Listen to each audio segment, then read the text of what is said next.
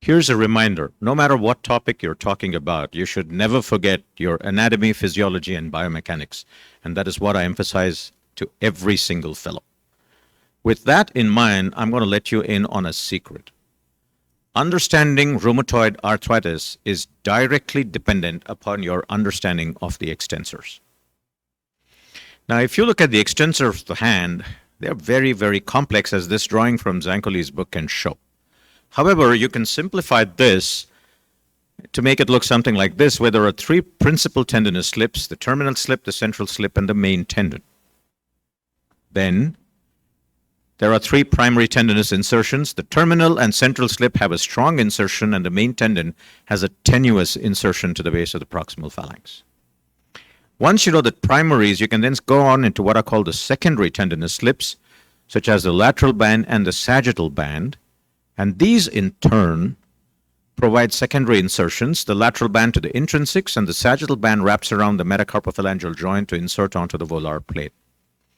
The lateral band, in turn, has oblique fibers and transverse fibers, and you can see how this structure lies in relation to those red dots, which are the axes of rotation of those respective joints.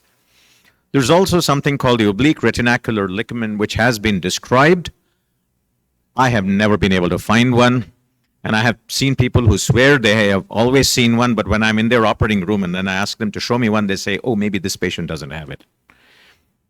So, with that basic understanding of anatomy, if we go on to pathomechanics, you'll realize that rheumatoid has two components. There's an inflammatory component, which is under the control of the rheumatologist, and the mechanical component, which we hand surgeons take care of.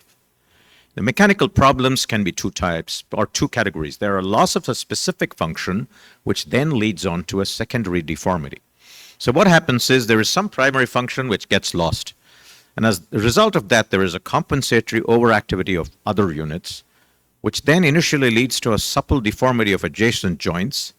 Then these lead to secondary alteration of units, finally leading on to a fixed deformity of a joint.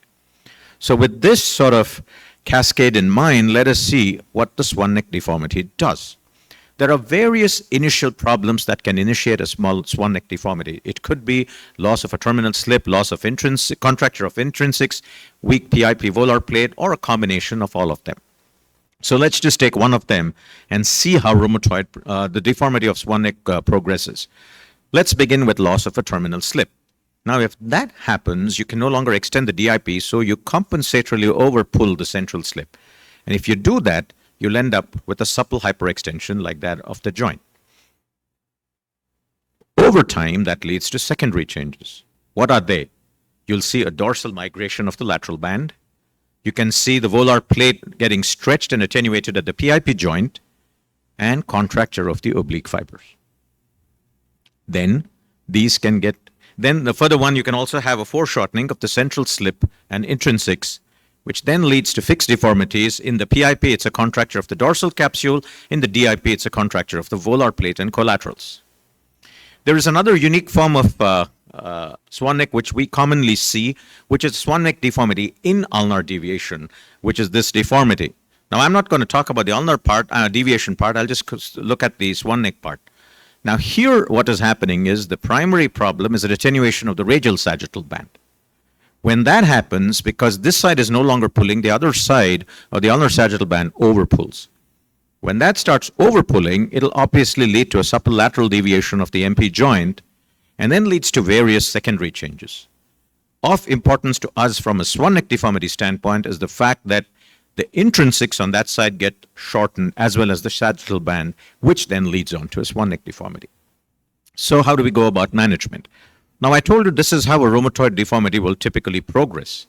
So if you're managing it, the management ladder goes in the opposite direction. You first have to correct the fixed deformity, then you take care of the secondary alternation of unit, and then you fix whatever the primary problem is.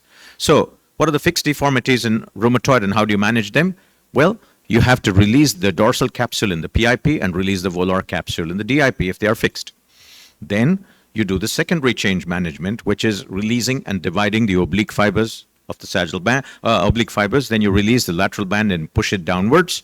Then you step cut or lengthen the central slip and intrinsics, and then you tighten the volar plate by imbrication or reinforcement if necessary. If the terminal slip is lost, you can either repair or imbricate it, or you can reconstruct it using the hemilateral band technique, or you can just fuse the DIP. Now, combination procedures are based on interrelated movements. So you can do what's called an oblique retinacular ligament reconstruction or a spiral oblique retinacular ligament reconstruction.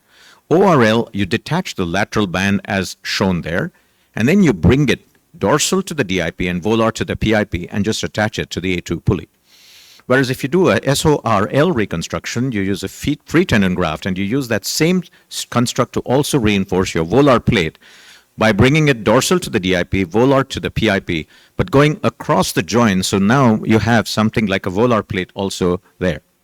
What if there is a loss of the terminal slip? You can use the hemilateral band technique, in which you make cuts like this on the lateral band, and then you flip them over and use that to reconstruct your ligament. That's a technique I have published. That was my fellow who wrote that paper with me a long time ago.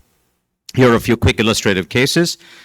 This is unusual in rheumatoid, but you can see it, where you can get an acute swan neck deformity. So let me just play that video so you know what it looks like. See that? It goes into swan neck and then snaps. This is not very common, but you can see it. If that's the case, you can just treat it with a kissing splint like this. So you no longer have that snap. And then you can wait for that acute tear to heal.